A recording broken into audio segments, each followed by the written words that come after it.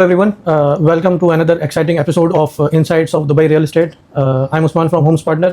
मेरे साथ विनय भाई हैं। विनय भाई तकरीबन 12 सालों से बैंकिंग सेक्टर से अटैच हैं और हम लोगों के साथ काफ़ी ज़्यादा कोलैबोरेशन रहा है विनय भाई का।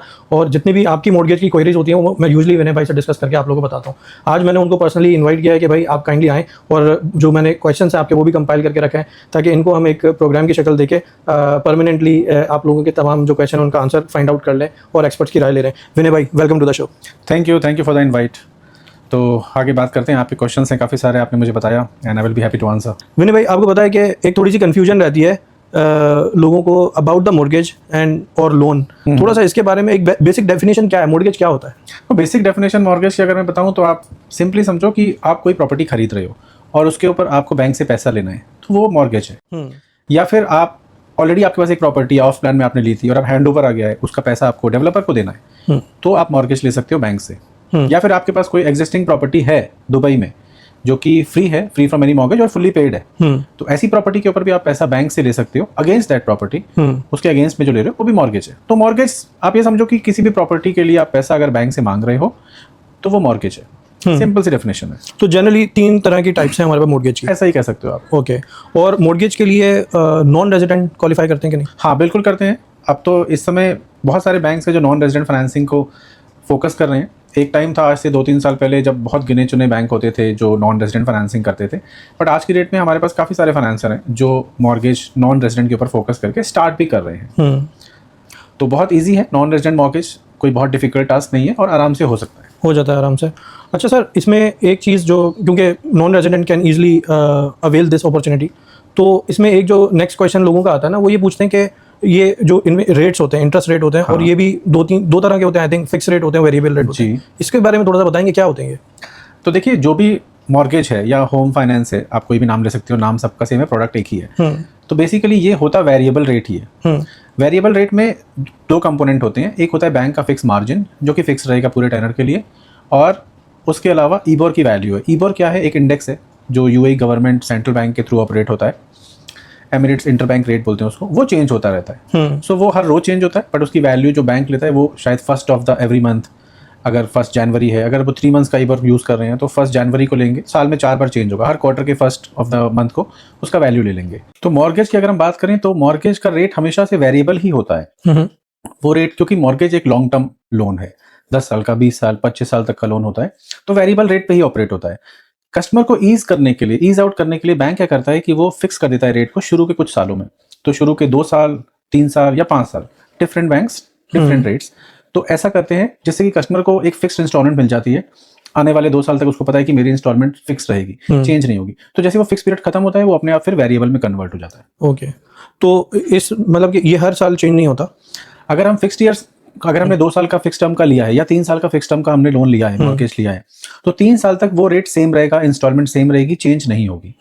इवन मार्केट कंडीशंस चेंज हो गई हैं, मार्केट में रेट बढ़ गया है या कम हो गया है, बट आपका रेट चेंज नहीं होगा। फिक्स टेनर का जो रेट आपको, जो इंस्टॉलमेंट मिली है, वो अगले 3 साल तक फिक्स रहेगी। उसके बाद फिर मार्केट का रेट जो होगा वेरिएबल वाला, वो अप्लाई हो जाएगा। तो आपकी इंस्टॉलमेंट चेंज हो जाएगी।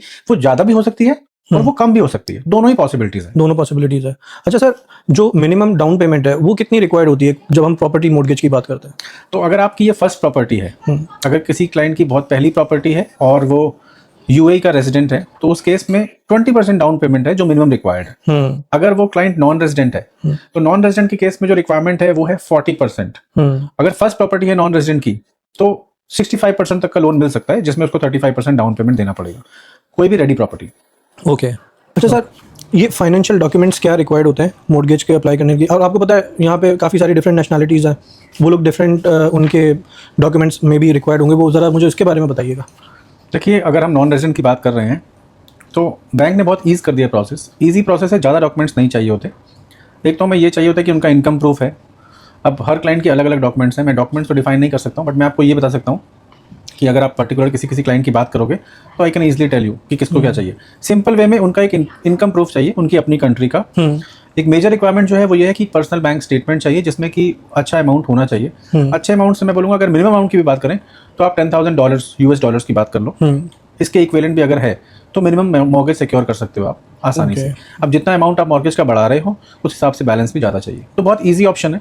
इनकम प्रूफ होगा, आपका एड्रेस प्रूफ होगा, और बैंक स्टेटमेंट में अगर आपका $10,000 के आसपास का बैलेंस होगा, मिनिमम बात करें तो 3 महीने से 6 महीने के बीच में आपका मॉर्गेज पॉसिबल है। हाँ, ओके। फिर वो बैंक असेस करेगा कि कितना मुमकिन है? वो हम एसेस करके पहले ही बता देंगे आपको, बैंक तक तो पहुंचने की जरूरत नहीं पड़ेगी। ज़बरदस्त, ठीक है। फिर मेरा क्वेश्चन वही था कि how much typically we can borrow, कि कितना हम एक्सपेक्ट कर सकते हैं अगर इस मिनिमम थ्रेशोल्ड के ऊपर है कोई कैंडिडेट? तो मिनिमम थ्रेशोल्ड की अगर हम बात करें, जैसे कि मैंने बोला $10,000 का अगर आप बैलेंस मेंटेन कर रहे हो अप्रॉक्सीमेटली, तो आप समझ लो कि 1 मिलियन तक का लोन आपको मिल सकता है। क्योंकि हम 60-65% की बात कर रहे हैं, तो प्रॉपर्टी वैल्यू अगर 2 मिलियन तक भी है तो आपको एक अच्छा खासा अमाउंट 65% या 60% उस 2 मिलियन की प्रॉपर्टी में मिलने के मोटे मोटे चांसेस हैं। Now it depends upon your age also, क्योंकि जितनी आपकी एज ज़्यादा होगी उतना टेनर कम हो जाएगा। टेनर कम होने का इफेक्ट सीधे सीधे अमाउंट पे आता है। तो different customers have different requirements, हम उस कस्टमर के हिसाब से चीज़ें सेट कर लेंगे। 1 मिलियन दरहम लगभग आराम से ले सकते हो, एक रफ आइडिया। और यूएसडी में बात करें $300,000 नहीं, मैंने बोला $10,000, सिर्फ $10,000 आपके अकाउंट में बैलेंस चाहिए। दैट्स इट, इक्विवेलेंट टू 10,000 के बराबर। नहीं, मैं कहना ये चाह रहा था कि 1 मिलियन हमको लोन मिल सकता है। हाँ, 1 मिलियन का लोन दरहम में, और अगर 1 मिलियन दरहम इक्विवेलेंट टू हो गया $3 लाख। हाँ, बिल्कुल $300,000 के आसपास का लोन मिलने के चांसेस हैं। अच्छा, दुबई क्योंकि इस्लामिक कंट्री है, तो मैं एक क्वेश्चन यहाँ पे बस पूछना चाह रहा था कि ये इस्लामिक और कन्वेंशनल जो मॉर्गेज, इनमें क्या फ़र्क है मेजरली? देखो, मेजरली अगर बात करें तो दुबई इस्लामिक कंट्री है और यहाँ पे काफ़ी सारी रिक्वायरमेंट आती है इस्लामिक मॉर्गेजेस की, और हर एक बैंक इस्लामिक मॉर्गेज करता है। जब मैं बोल रहा हूँ हर एक बैंक, तो आप समझ लो 80% बैंक्स जो यूएई में है वो इस्लामिक मॉर्गेज करते हैं। इस्लामिक और कन्वेंशनल में डिफरेंस कंसेप्ट का होता है। कन्वेंशनल मॉर्गेज में बैंक आपको पैसा दे रहा है, लोन दे रहा है, उस पर इंटरेस्ट चार्ज कर रहा है। जबकि इस्लामिक मॉर्गेज में क्या होता है कि आपको कोई इंटरेस्ट नहीं है, कोई लोन नहीं है। वहाँ पे कंसेप्ट डिफरेंट है। बैंक आपकी प्रॉपर्टी बाय कर रहा है आपके सेलर से, और आपको वो प्रॉपर्टी दे रहा है लीज पे। तो आपका एक लीज एग्रीमेंट साइन होता है बैंक के साथ, जिसमें कि आप बैंक को हर महीने रेंट पे कर रहे हो, और वो at the end of the tenure, जैसे आपने 20 साल का लीज एग्रीमेंट साइन किया, तो 20 साल के बाद वो प्रॉपर्टी आपके नाम ट्रांसफर हो जाएगी। प्रॉमिस टू सेल का एग्रीमेंट आपने साइन किया है, वो बैंक वो प्रॉपर्टी को आपके नाम ट्रांसफर कर देगा, आप ओनर बन जाओगे उससे, और बैंक का लीज खत्म हो जाएगा। तो इस्लामिक का कंसेप्ट बहुत सिंपल है। आप लोन नहीं ले रहे हो, आप लीज एग्रीमेंट साइन कर रहे हो, आप रेंट पे कर रहे हो, और at the end of the tenure वो प्रॉपर्टी आपको ट्रांसफर हो जाती है। ओके, ये सारा डॉक्यूमेंटेशन सेम होता है। अगर हम बात करें फिगर्स में कि इस्लामिक में जो फिगर्स हैं, जो पेमेंट्स हैं, वो कम है या ज़्यादा है, तो वो आप समझ लो कि मोर और लेस सेम है। जैसे कि कन्वेंशनल में इंटरेस्ट चार्ज होता है, इस्लामिक में प्रॉफिट रेट होता है। ठीक है, और अगर आपकी इंस्टॉलमेंट कन्वेंशनल वाले में 5,000 दिरहम की आ रही है, तो इस्लामिक में भी आपका जो रेंटल आएगा, जो लीज एग्रीमेंट में आप रेंट पे कर रहे हैं, वो भी ऑलमोस्ट इतना ही आएगा। उसमें कोई फिगर चेंज नहीं होंगी, सिर्फ कंसेप्ट अलग है। हाँ, लेकिन फिगर्स मोर और लेस सेम ही आएंगे। ठीक है।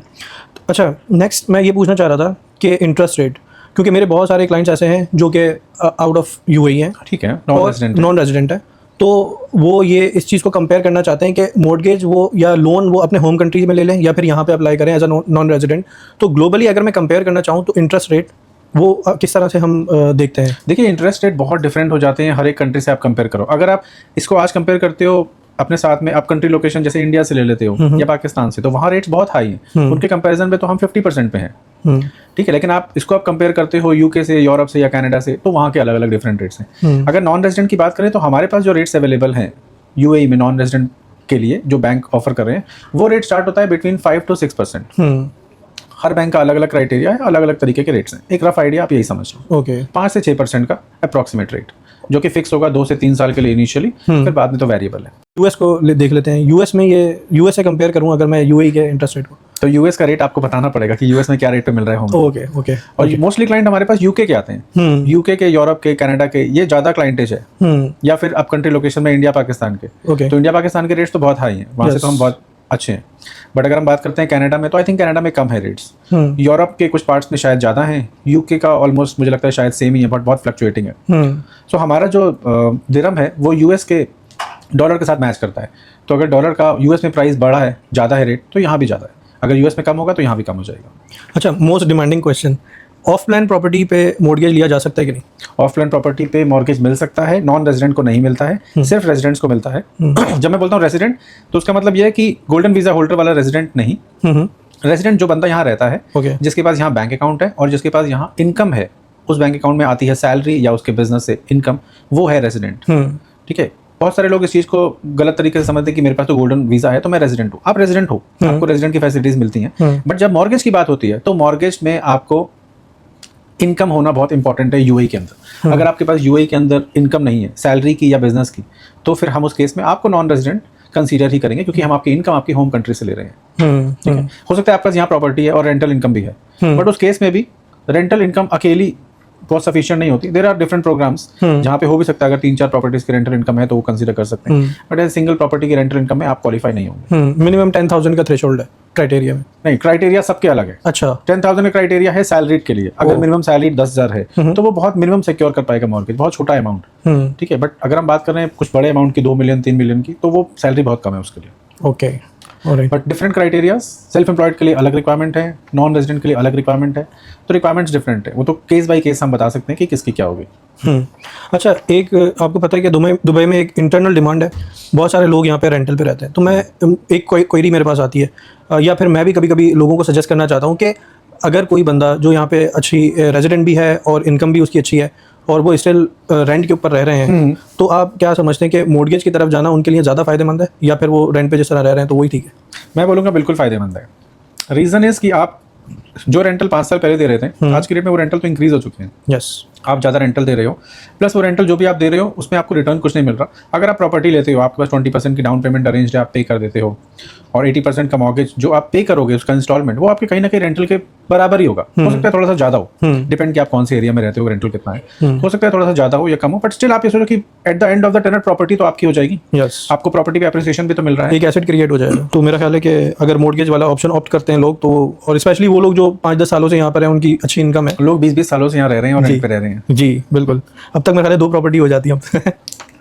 ओके, तो सर टाइम लाइन के बारे में थोड़ा सा बताइएगा कि कितना वक्त लगता है। जब मैंने फॉर एग्जांपल आज मैं बिल्कुल रेडी हूँ, मैं पूरे जो भी एलिजिबिलिटी क्राइटेरिया है आज के दिन मैंने पूरा कर लिया है, अब मुझे कितना टाइम लगेगा आगे, जो फर्स्ट हमारी एक असेसमेंट होती है उसके हवाले से, फिर फाइनल अप्रूवल के हवाले? अगर आप टाइमलाइंस की बात करो तो मॉर्गेज में टोटल टाइमलाइन, एक रेजिडेंट अगर सैलरीड क्लाइंट है तो 4 से 5 हफ्ते में पूरा प्रोसेस फिनिश हो सकता है।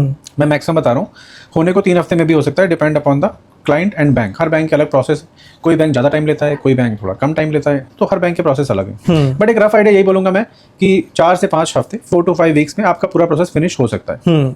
सेल्फ एम्प्लॉयड का केस है, अगर सेल्फ एम्प्लॉयड के केस में डॉक्यूमेंट ज़्यादा होते हैं तो टाइम थोड़ा ज़्यादा लगता है, तो आप उसमें 2 हफ्ते और ऐड कर लो। ओके, एक रफ आइडिया यही है। और अगर नॉन रेजिडेंट का केस है तो वो भी 5 to 6 वीक्स में, I would say 4 to 6 weeks में खत्म हो सकता है। ईजी है। अच्छा, वैसे आप कैसे देखते हैं कि जो एक इनकम सैलरी इनकम वाला कैंडिडेट हो और एक सेल्फ एम्प्लॉय कैंडिडेट हो, तो मतलब सेल्फ एम्प्लॉय का क्या ज़्यादा डिफिकल्ट है क्राइटेरिया? हाँ, कंपैरेटिवली है, क्योंकि उसमें डॉक्यूमेंटेशन ज़्यादा, डॉक्यूमेंट्स ज़्यादा होंगे तो चेक्स ज़्यादा होंगे। सैलरी का तो बहुत सिंपल है, 6 महीने का बैंक स्टेटमेंट आप देते हो, आपकी सैलरी आ रही है अगर रेगुलरली, कंपनी कंफर्म कर रही है same salary, visa same company का है, तो ज़्यादा कुछ है नहीं। यस, सेल्फ एम्प्लॉयड केस में आपकी कंपनी, आपका ऑफिस है या नहीं है, एम्प्लॉयज़ हैं, टर्नओवर है, बिजनेस वेबसाइट है, ऑफिस का लैंडलाइन फ़ोन है, बहुत सारी चीज़ें हैं। बड़े केसेस में बैंक रिक्वायर्ड होता है कि बैंक विजिट भी करता है। यस, तो रिक्वायरमेंट्स ज़्यादा है, इसलिए टाइम ज़्यादा लगता है। ऑलराइट। बट जो भी बड़े केसेस होते हैं, बड़े केसेस का मतलब अगर प्रॉपर्टी 10 मिलियन 20 मिलियन की है तो उसको लेने वाले भी मोस्टली सेल्फ एम्प्लॉयड होते हैं, क्योंकि सैलरी की कैपेसिटी कम होती है।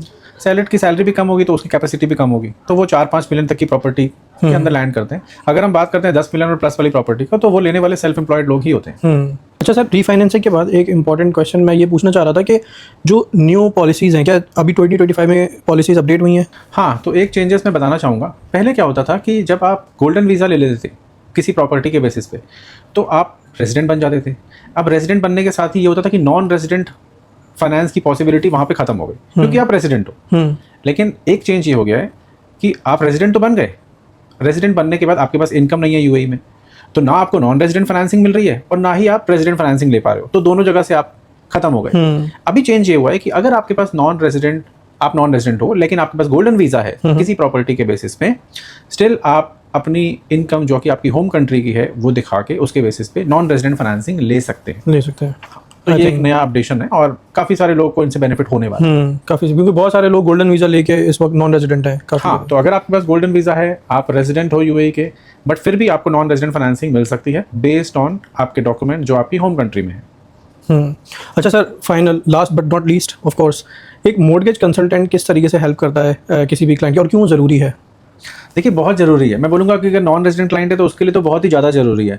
रीज़न बिंग कि आपको नॉर्म्स, टर्म्स एंड कंडीशन नहीं पता है, आप नहीं जा सकते सारे बैंक्स में चेक करने के लिए। तो हम एक बहुत सपोर्टिव काम करते हैं कि पहले तो आपके डॉक्यूमेंट्स देख लेते हैं, उसको चेक कर लेते हैं और ये समझ लेते हैं कि इन डॉक्यूमेंट्स के बेसिस पे क्या आपको अप्रूवल मिल सकता है, और अगर मिल सकता है तो कौन से बैंक में मिल सकता है। तो बैंक फाइनलाइज करना, बेस्ड आपकी एलिजिबिलिटी फाइनलाइज करना, और आपके डॉक्यूमेंट देख के हम ये बता सकते हैं कि आपको लोन मिलेगा, कितना मिल जाएगा, कितना टाइम लगेगा। हर बैंक की टाइमलाइंस अलग है, हर बैंक का रेट ऑफ इंटरेस्ट अलग है। बेस्ट ऑप्शन ढूंढने के लिए हम काम कर सकते हैं, जो कि आप शायद अकेले करना चाहोगे, डायरेक्ट बैंक से करना चाहोगे तो आपको बहुत दिक्कत होगी और हर एक फेस में आपको प्रॉब्लम दिक्कत आ सकती है। और सिर्फ इतना ही नहीं, मेरे ख्याल है कि कंपैरेटिव एनालिसिस भी आप लोगों को ज़्यादा अच्छा पता है कि आप लोगों को सारे बैंक्स के बारे में पता है। मैं वही बताना चाह रहा हूँ कि आप अगर सारे बैंक में जाओगे, आप यहाँ अप्लाई करोगे, नहीं हुआ मॉर्गेज, 2 बैंक में अप्लाई किया, डिक्लाइन हो गया, डिक्लाइन होने पे आपका स्कोर भी कम हो जाता है, आपकी पॉसिबिलिटी भी खत्म हो जाती है, आपका प्रेजेंटेशन ऑफ फाइल कैसा है उसके ऊपर बहुत डिपेंड करता है मॉर्गेज। इस कंट्री में बहुत काम करता है आपकी फाइल आप कैसे प्रेजेंट कर रहे हो। अगर आपने फाइल सही तरीके से प्रेजेंट नहीं करी, आपके डॉक्यूमेंट सही हैं लेकिन प्रेजेंटेशन गलत है, आप डिक्लाइन हो गया आपका मॉर्गेज, और दोबारा मिलने के चांसेस बहुत कम हो गए, खत्म ही हो गए, आप समझ लो। अच्छा सर, इसमें इनिशियल असेसमेंट में किसी किस्म की कोई फीस होती है क्या? इनिशियल असेसमेंट में कोई फीस चार्ज नहीं करता हूँ, कुछ और मॉर्गेज ब्रोकर शायद करते होंगे, बट मैं किसी कस्टमर से कंसल्टेशन और इनिशियल असेसमेंट के लिए कोई फीस चार्ज नहीं करता हूँ, तो it's totally free for you. Okay, very nice. तो ये मेरा ख्याल है कि लोगों को अपना डिसीजन लेने के लिए बहुत अच्छा है कि इनिशियली वो फ्री असेसमेंट करवा सकते हैं और फर्दर फिर वो प्लानिंग कर सकते हैं। बट फिर भी मैं एक बात कहना चाहूँगा कि अगर आप प्रॉपर्टी खरीदने के लिए सोच रहे हो तो सबसे बेटर ऑप्शन, सबसे पहला ऑप्शन ये है कि आप प्री अप्रूवल ले लो बैंक से। एक बार आपका लोन प्री अप्रूव हो गया तो आप भी एश्योर हो जाओगे कि मेरा लोन अप्रूव हो गया, अब मैं प्रॉपर्टी फाइनल कर सकता हूँ, किसी भी प्रॉपर्टी को ले सकता हूँ, आपको अमाउंट पता है, आपको अपनी लिमिट्स पता है, तो आपके लिए बहुत ईजी हो जाएगा। अगर आपने नहीं लिया अप्रूवल, आपने पहले प्रॉपर्टी कोई देख ली, अब आप बोल रहे हो मुझे अप्रूवल दिलाओ, अब इस जगह पे बैंक ज़्यादा टाइम ले रहा है, आपको अप्रूवल नहीं मिल रहा है, तो आप प्रेशर में फील हो जाते हो। यस, तो उस प्रेशर में आप गलत डिसीजन भी ले लेते हो। तो आई वुड से कि सबसे अच्छी बात यह है कि पहले से डॉक्यूमेंट प्रिपेयर करके रखो और अप्रूवल ले लो। अगर आपकी प्रॉपर्टी का कोई हैंडओवर आने वाला है और आपको पता है 6 महीने बाद आने वाला है, तो आप आज ही बात कर लो कि 6 महीने में मेरा हैंडओवर है, आपके डॉक्यूमेंट्स हम चेक कर लेंगे। अगर वो आज की डेट में एलिजिबल नहीं है तो हम आपको बता देंगे कि आपने क्या करना है, आप वो चीज़ करिए। आप अपने डॉक्यूमेंट्स को वैसे आने वाले 6 महीने के लिए प्रिपेयर करो कि आपको आराम से मॉर्गेज मिल जाएगा। 6 महीने के बाद आप एलिजिबल हो जाओगे। 3 महीने, 6 महीने, सारे ऑप्शंस अवेलेबल हैं। हर क्लाइंट के ऊपर डिफरेंट ऑप्शंस अवेलेबल हैं और ऑप्शंस दे देंगे हम आपको। बिल्कुल। और विनय भाई की ये एक्सपर्टीज रही है हमारे क्लाइंट के साथ, हमारे एक्सपीरियंसेस ऐसे ही रहे कि वो पहले से आपको गाइड इतना अच्छा कर देते हैं कि आने वाले नेक्स्ट 3 to 6 मंथ आप प्रिपेयर और रेडी हो जाते हैं अपने मॉर्गेज के लिए या जो भी आप प्लान कर रहे हैं उसके लिए। ईजी हो जाएंगे आपके लिए चीज़ें हैंडल करना। यस सर, आपसे अगर किसी ने कॉन्टैक्ट करना हो तो वो किस तरीके से कर सकते हैं? सर मुझे फ़ोन कर सकते हो, ईमेल कर सकते हो। मेरा फ़ोन नंबर है +971 जो कि कोड है यूएई का, और उसके बाद 5548 60115 एंड डिस्क्रिप्शन में भी नीचे मेंशन है। और या फिर मुझे ईमेल कर सकते हो vinay@benchmarkbrokers.ae। यस। और अगर फिर भी आपको किसी किस्म की परेशानी हो तो आप होम्स पार्टनर में हमसे रब्ता कर सकते हैं, हम कनेक्ट करवा सकते हैं आपको विनय भाई के साथ। डिस्क्रिप्शन में तमाम डिटेल्स हम लोग मेंशन कर देंगे। और इस वक्त तक के लिए मेरे ख्याल है कि इतना है। अच्छी खासी इन्फॉर्मेशन मुझे उम्मीद है कि मिल गई होगी लोगों को। बहुत सारे क्वेश्चन जो कि बेसिक से भी थे और थोड़े मुश्किल भी थे, उनका आंसर आप लोगों को मिल गया होगा। तो विनय भाई बहुत बहुत शुक्रिया, आपने टाइम दिया, आपने बहुत कॉम्प्रिहेंसिव जवाब भी दिए और thank you very much. Thank you so much for asking this many questions. और इससे काफ़ी बेनिफिट मुझे लगता है आपके क्लाइंट्स को हो सकता है। इनकेस अगर कोई और क्वेश्चंस हैं आपके और आप कोई और क्वेश्चंस पूछना चाहते हो तो आप मुझे कॉन्टैक्ट कर सकते हो डायरेक्टली, कमेंट में भी आप बता सकते हैं। थैंक यू फॉर, और लाइक सब्सक्राइब शेयर करना बिल्कुल ना भूलिएगा। थैंक यू विनय भाई। Thank you.